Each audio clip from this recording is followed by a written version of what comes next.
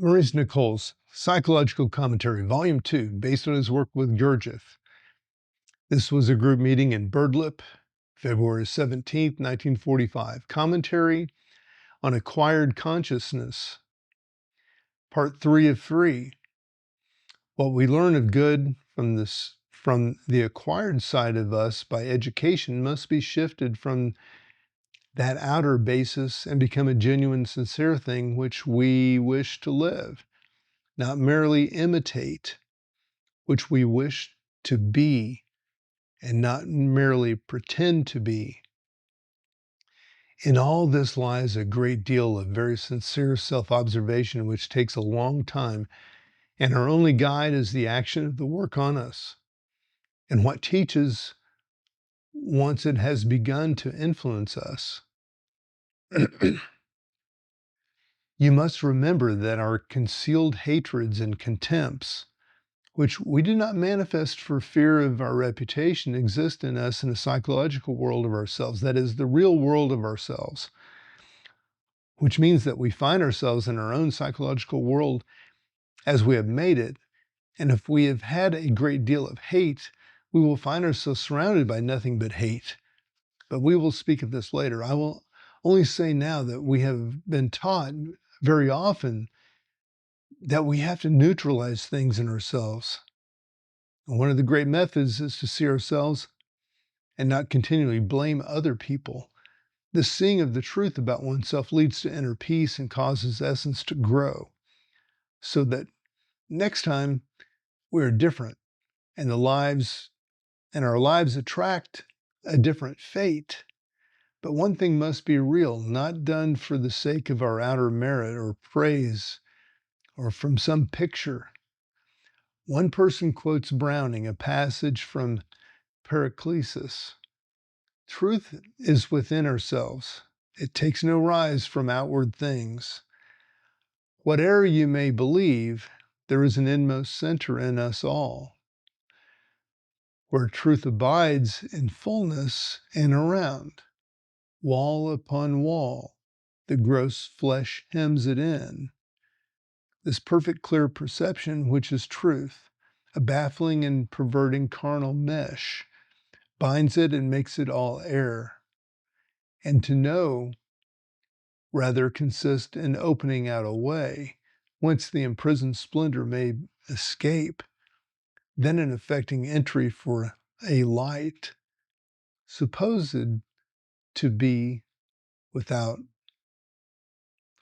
All I will say about this is that it is quite correct to say the truth is in ourselves and that it is quite easy to say this, but it takes long and difficult work to understand the reality of this truth in ourselves, because we are full of pseudo-truth and we continually spend all our money, all our force in keeping up this pseudo-truth about ourselves, which makes us all restless. Let me remind you of what was said in a recent paper, that truth makes us quiet, gives us peace, whereas pseudo-truth makes us uncertain, worried, and tense. Acquired conscience is noisy, so to speak, whereas it is necessary to listen to real conscience. We solve lots of problems, as we suppose, through following acquired conscience, in which we satisfy ourselves and in a way justify ourselves. After a time, we become tired of acting from this acquired conscience and wish to listen to something deeper. That is, we do not seek to get rid of the pain we feel by some manifestation of the acquired conscience. Do you remember what is said in Isaiah, that God dwells in the high and holy place with him that is also a contrite and humble spirit? As Isaiah 62:15. Can you understand what it means to realize the significance of this phrase, I am not like this, or I am in this lie, or I am in this invented person that has taken charge of my life all these years? If you can understand what this means, you will begin to understand what the work is about. The work, or the object of this work, is to awaken real conscience, which is the same in everyone. This cannot be repeated often enough. In self-observation, we can come to the point of saying, I am not this I that I speak, that is behaving like this. I'm not this person that I have imagined myself to be. I'm not in all these external things, these honors, these positions, these pretenses, these virtues, these things I try to do, these fictions that I keep up. No, I am not these things that have taken charge of my life. I am not these eyes. Well, then you say, what am I? You cannot tell yet what you are saved by seeing what you are not and getting gradually by means of inner work away from this great fiction that you have kept up. Only you must do it with a certain amount of humor, with a certain capacity for real laughter at yourself. Then gradually more real things will cluster around your sense of yourself, and this may be shown by the fact that you suddenly find yourself able to think, able to read, able to reflect. The reason is you are carried a little from the mill race of life, this excited life that you have been crowding into to give you happiness, which so few can give up. For most people think that to give it up means death. On the contrary, it does not mean death, but life. You remember this phrase in the work, no one is happy, but to what extent do we go to invent this happiness? And in this connection, how we follow our acquired conscience, thinking it will give us happiness, whereas it is exactly the thing that makes us wretched the whole time. It is like a kind of juggernaut that crushes everything real in us and to which we sacrifice our lives. Now you may think that this is a little solemn. Actually, it is not so, but like everything else in the work must be taken with a grain of salt.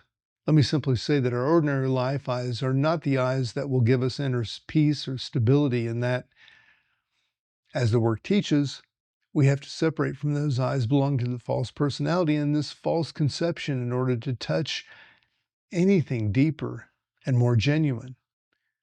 When you can observe an I in yourself that is always leading you astray into false ambitions and false aims, into rivalry, into contempt of others, and when you catch a glimpse of this I having acted in you, or having acted in you all your life, and I you had to follow and obey, then it is a very wonderful experience to be able to say to yourself, I am not this I, and to begin to separate from it.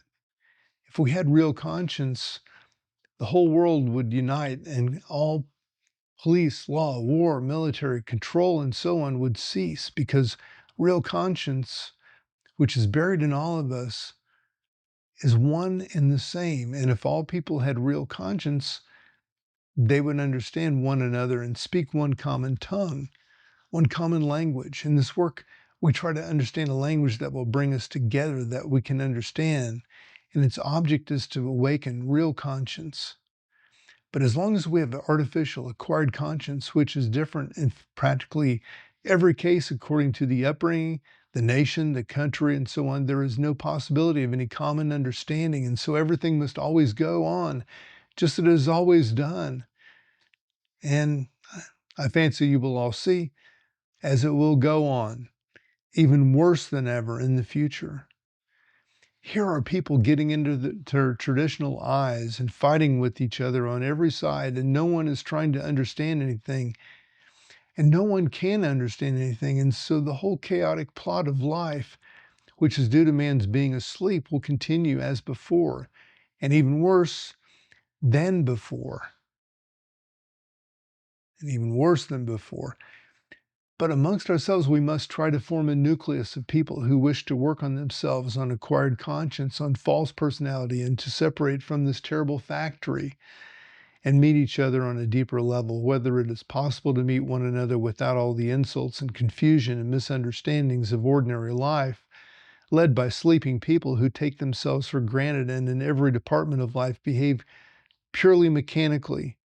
It is not extraordinary to feel that every person has in him As the work teaches, the common basis of mutual understanding, which has been overlaid layer by layer by the acquired conscience and the powerful outer layer of false personality with which everyone identifies most of all. Remember, the object of this work is to break through this false pseudo layer that causes so much damage to ourselves and to everyone else. We know that it is difficult to respect a person with no mind of his own or her own, a person who simply is composed of acquired opinions and attitudes and prejudices. With such a person, there is nothing but acquired conscience, which may be better or worse, useful for life or otherwise. There's nothing real or really individual. If we converse with such a person, there is no thought, no idea, nothing alive, no power of anything new. In fact, we know exactly beforehand what gramophone rolls will turn in the particular stimulus applied, and how the same opinions will be expressed over and over again without change. Altered or acquired conscience is in this way a rigid, fixed thing, a mechanical thing, whereas real conscience is quite different. It sees everything in its true light and so judges it differently in each case. It is relative, not absolute.